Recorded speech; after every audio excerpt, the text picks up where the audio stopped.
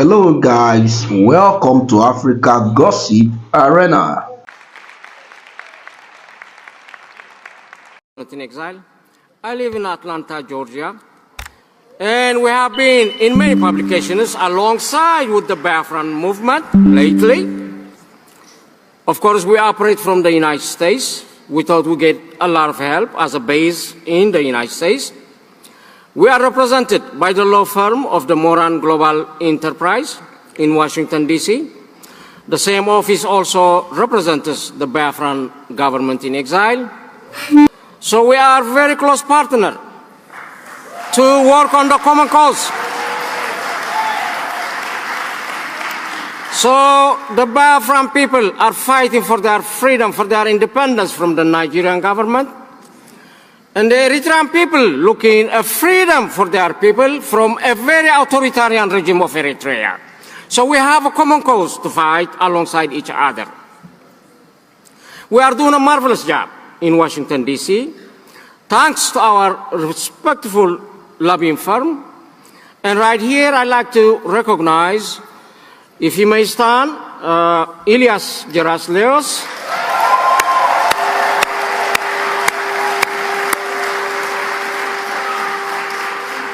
So thanks to them, we receive a lot of friends, a lot of people, a lot of ears that can listen to both of us. I've been in many meetings alongside with the Biafran government in exile. I can see what kind of job we're doing up there. I think we got the straight line right now. We walk in the straight line where it fits. So we're doing a great job.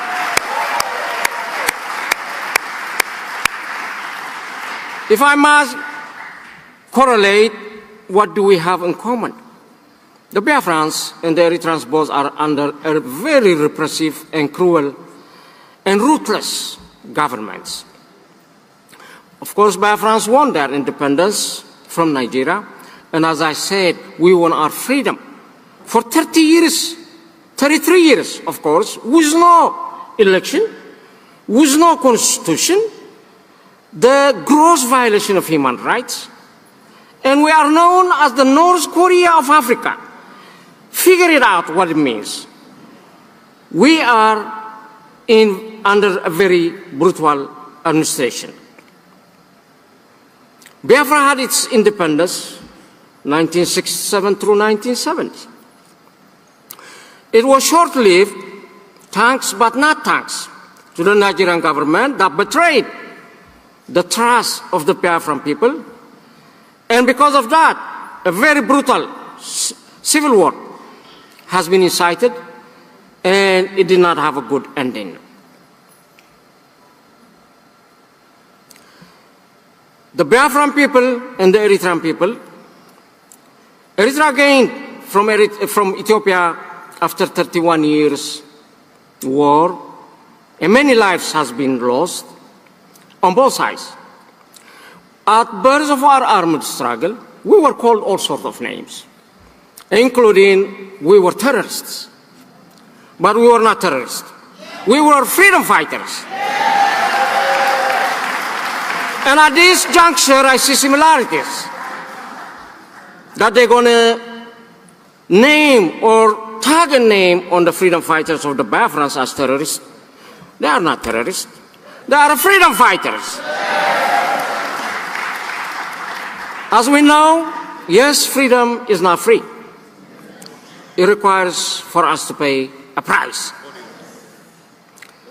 Now, Biafrans, for what we're doing, we just need to go to the next or shift to the higher gear. Renew our promises, renew our pledge to double down our efforts to stick together and give it all. Because I think this is the time. Today is the time, but not tomorrow. So we should be ready to pay any sacrifice that it demands. For the rest of the world, just to give you a hint or a background, why the Biafrans are looking for their independence. In 1960, Nigeria became independent from the United Kingdom, as with many nations of Africa. But the country's borders did not reflect earlier ethnic, cultural, religious, or political boundaries.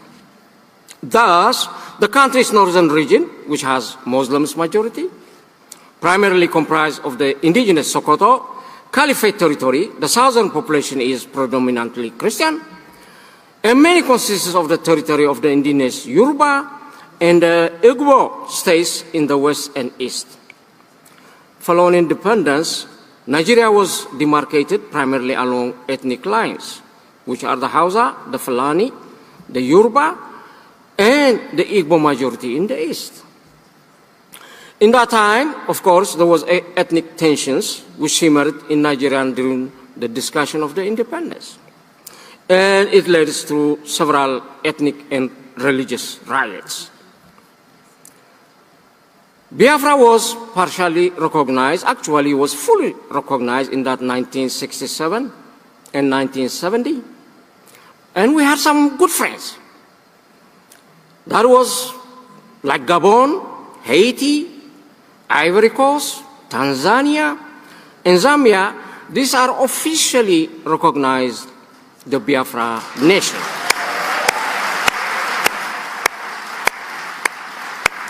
And there were some that recognized as de facto recognition from France, Portugal, Israel, South Africa, and Rhodesia. Therefore, we are still looking for those friends to show up. History repeats itself.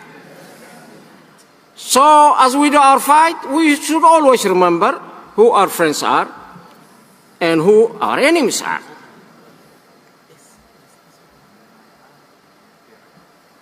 Despite it all, despite all these crimes by the Nigerian government, the Igbo nationalism, however, it became a solid political and social force after the Civil War. It has grown more militant, of course, starting in the 1990s, calling for the revival of Biafra. To get to your attention for some time, people thought the Biafran movement is dead. The Biafra movement is alive. The word that needs to be told to the world is what I'm saying. So because of the various forces that have emerged, but however right now, it is time for all the forces to join together for a common cause, focus on our fight to free the Biafran people against the main target, which is the Nigerian government. Biafra must unite in one front under umbrella of the Republic of Biafra government in exile and the leadership of Prime Minister Simon Ekpa.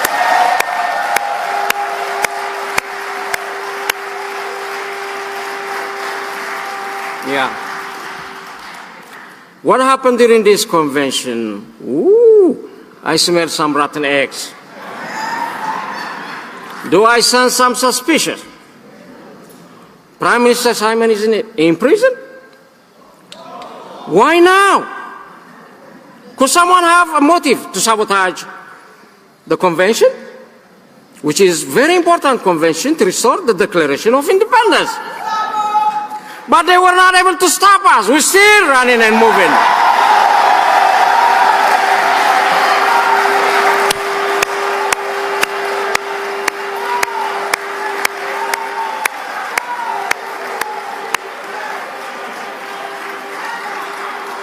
Yes, they need to hear the Biafran voices loud and clear. When you cut one of us, we're not dying. Instead, we are multiplying into hundreds, thousands, and even millions until we reach the destination and the destination of freedom.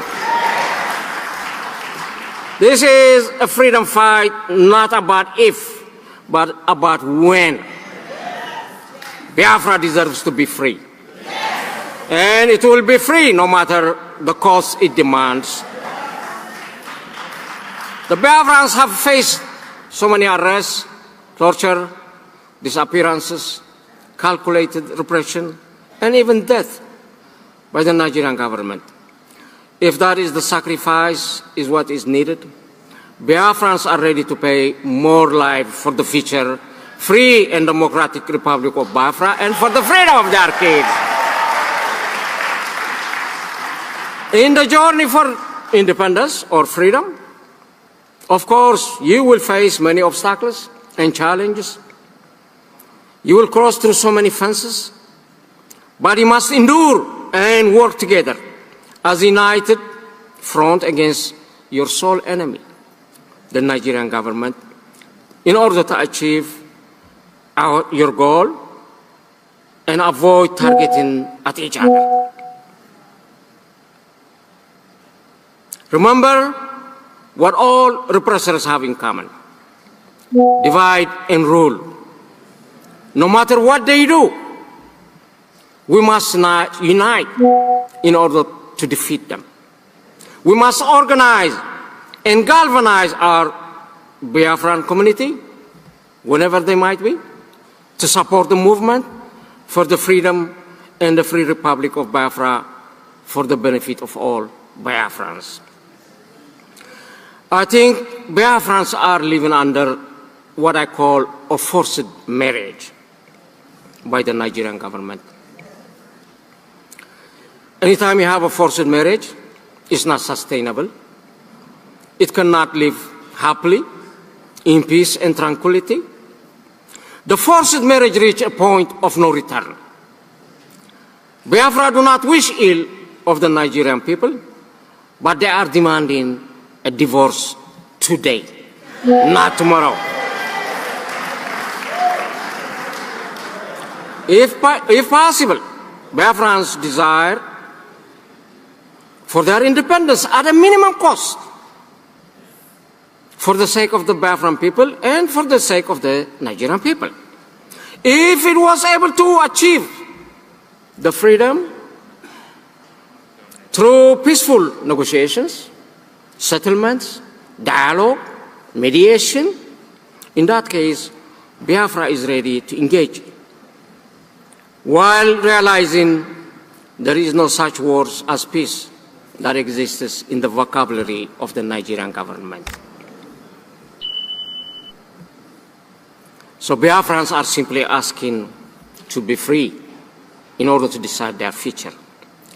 The hurt this forced marriage is creating is very painful, and it's leaving a lot of scars in the heart, painful memories, which is hard to forgive and forget.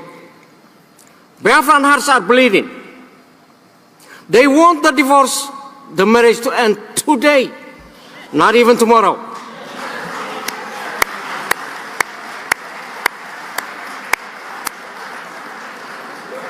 I could not conclude my presentation without explaining and giving you the good news why the Eritrean government is also here at your convention. We come here equipped with our flag, with our national anthem, and a sharp pen.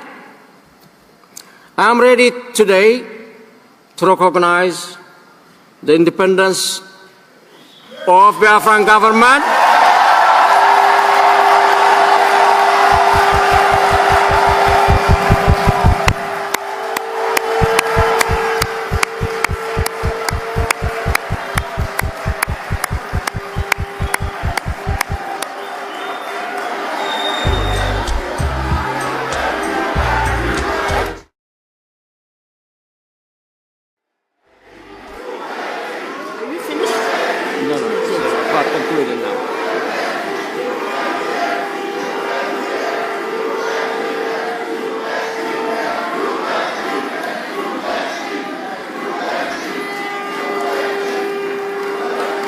Thank you. Yeah. So when we sign that agreement we will be the first nation to recognize the Biafran movement.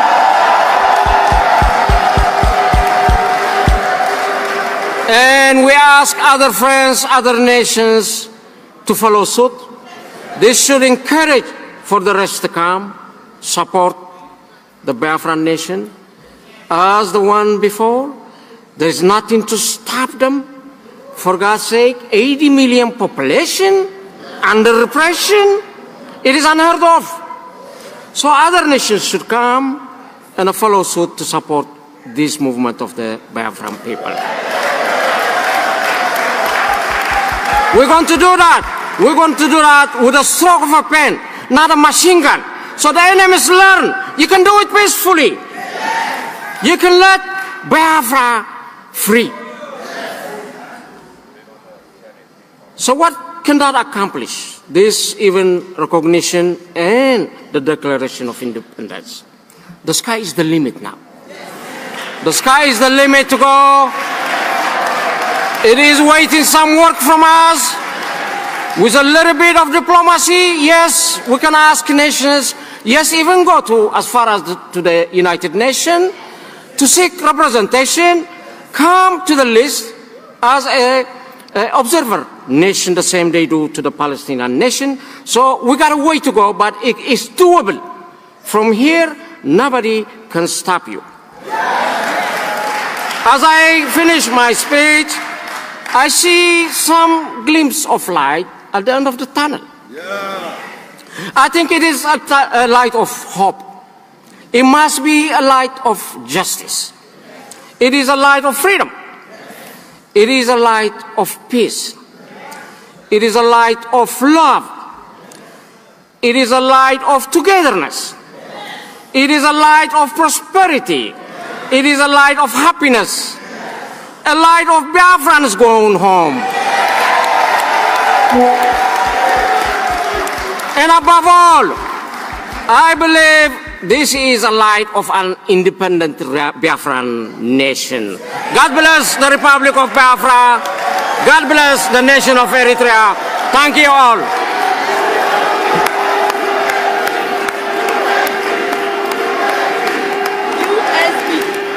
So guys, thanks for watching this video to the end, and don't forget to drop your opinion in the comment section. What you actually think about the ongoing Biafra National Convention that is actually taking place right now in Lahti, Finland. Peace up. Bye for now.